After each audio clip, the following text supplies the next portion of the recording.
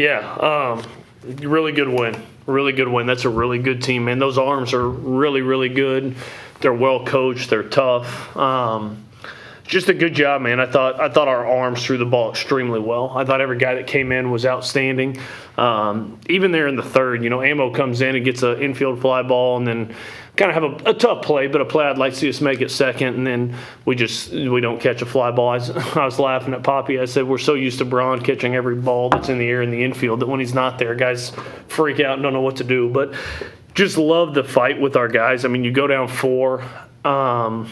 We don't have a whole lot going there. Their arm was really good to start. And then G-Stat gives us the big homer. 2 outs, nobody on, walk, homer, puts us on the board, and you're like, all right, here we go. And I thought we finally ran their starter. They went to their Saturday guy, and we got after him. And Brady's at-bat's really the at-bat of the night. I mean, your base is loaded.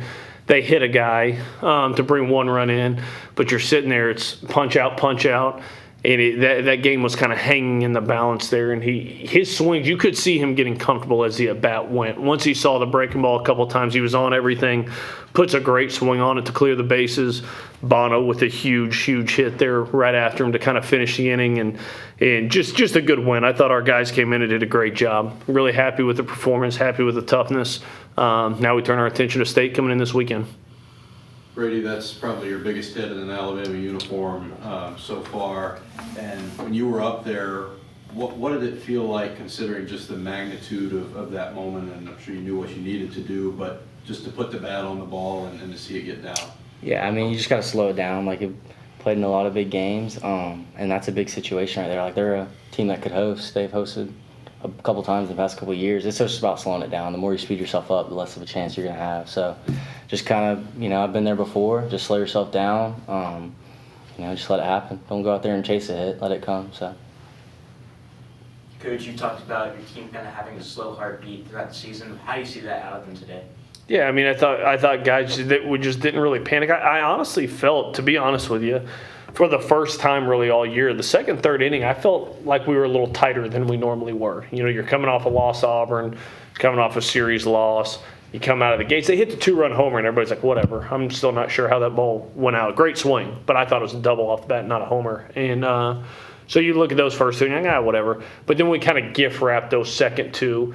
It's like, come on, man. And I felt, and maybe it was just me, but I felt a little bit of tightness until G-Stat pumped that ball. When he hit the homer, it was like, okay, we're actually good again. We're good. And it let everybody breathe a little bit. And then you saw the at-bats just get better and better and better. Will Hodo had the most Will Hodo day of all time, 1 for 1 with 4 walks. That's Doe in a nutshell. But I thought you just saw the at-bats really get better as they went. I was really happy for Peyton Steele, man. What a cool night for him. He's worked his tail off for that moment, and to see him execute twice today, play good left field, it's great for us, but really happy for him personally as well. Coach, I had a question about Peyton. He made his first start today, had an incredible game, a home run, a single. What does it mean to have a player that you can just plug in whenever and he goes out and performs like that? Yeah, you just, all good teams have it, and there's a lot. I told our guys in the post game, there's every one of those freshmen, position players and pitchers are working their butts off. And there just hasn't been a ton of opportunity for them. We have an older lineup. The older lineup has really performed at a pretty high level thus far. So there's just not a whole lot of opportunities for some of those young guys. And, Cade had the collision the other day, and he's back, but we're still trying to get him kind of back to really full strength. And Peyton's just been working his tail off, and he has showed up every day. His attitude is awesome every day. He's an awesome kid, and we look at him as a huge piece of our future. We're evaluating everything as a coach. You're evaluating, your current team. You're also kind of looking to the future. Who are some of those guys that you feel like are going to be some of those pieces? And we felt like Peyton is one of those for a long time, but there just hasn't really been the window to kind of get him in there. And with Cade kind of going down a little bit and being a little bit slow and hobbled, we wanted to kind of take a load off him. And I didn't know Peyton was going to go out and do what he did tonight, but I knew he wasn't going to be scared, and I knew he was going to play really hard. And those are the 2 things he did. And to see him get rewarded for that was really cool. Brady, what were your thoughts on your teammates' performance, and maybe took a little bit of a load off you? You could go back to your natural position while he took the innings in left field tonight. Yeah, no, that's always big to see. Like that guy, you come out on a Wednesday and you watch the live ABs and you're like, that guy should be hitting on the weekends, And I've seen it a couple times over the past couple of years of like a young freshman, working hard when nobody's watching. Like it's tough to not play on a top 10 ranked team in the country. You know what I mean? So just working. I mean, he was working his butt off, and then he got his opportunity and just did what he does. So.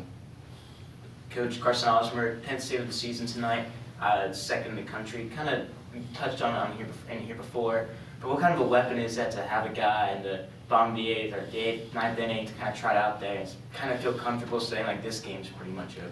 Well, me and Mo were talking before the game. We're constantly looking.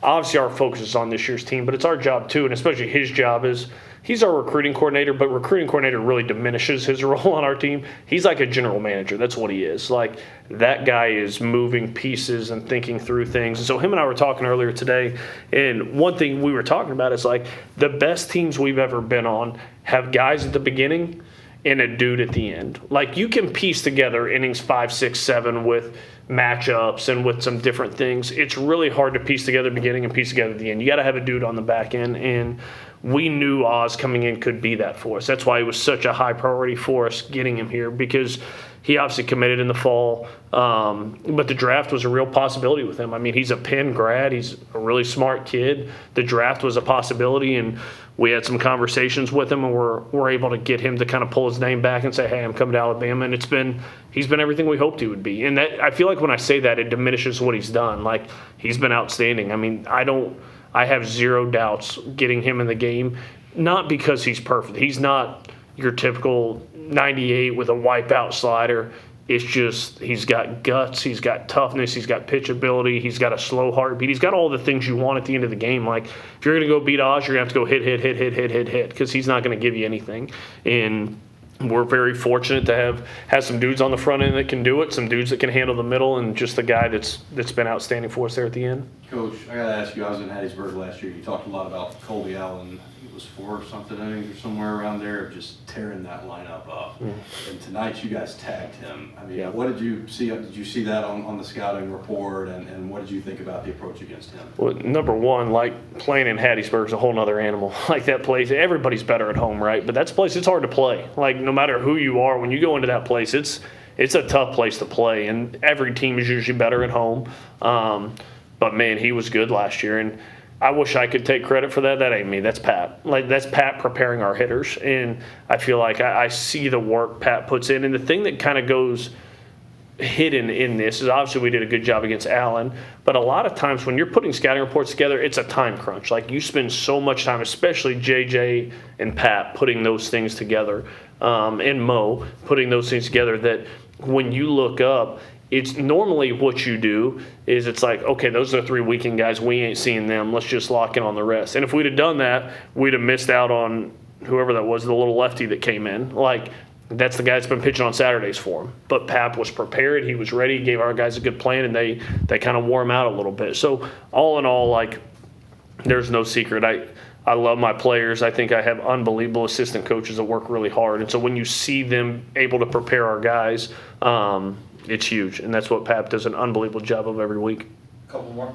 Coach, with the regular season now a little more than halfway over, how do you replicate or continue the success you've had so far this season in the second half of the regular season, especially against teams like highly ranked teams like LSU or Georgia or even like Mississippi State this upcoming weekend? Yeah, I mean, Brady said it. You got to slow it down. You got to be in the moment, man. Like, I think if you start walking into the game saying, like, it's been a great second half, let's see if we can do that again, like, it's just you're getting all out of sorts. At the end of the day, we've played pretty good baseball for 34 games. Like, if you'd have told me, hey, we're sitting in this spot, I said, heck yeah, let's do it. I'll take that right now. Let's jump to that.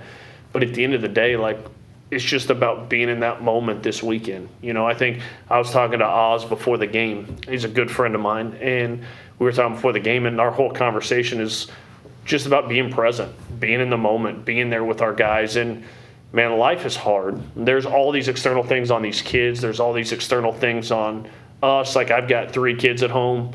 and they're all under the age of 8. Like, that's chaos at our house at times, and it's the best thing in the world, but it's chaos. Like, there's an element of, like, showing up to the field with these boys and just going to work every day. There's so much joy that we get to take in that. And it's not about even looking forward to Friday. It's like, hey, let's enjoy being where we're at tomorrow, and let's get better tomorrow, and then we'll worry about Thursday, then we'll worry about Friday when it gets here. But, man, there's so much that I've told them, there's so much gets put on, like, hey, let's go win the weekend, let's sweep the weekend, let's not get swept.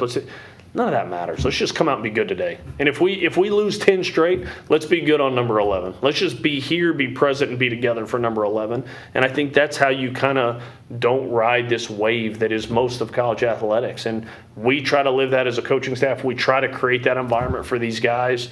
But these guys got to come out and live it, and they've been unbelievable at that thus far.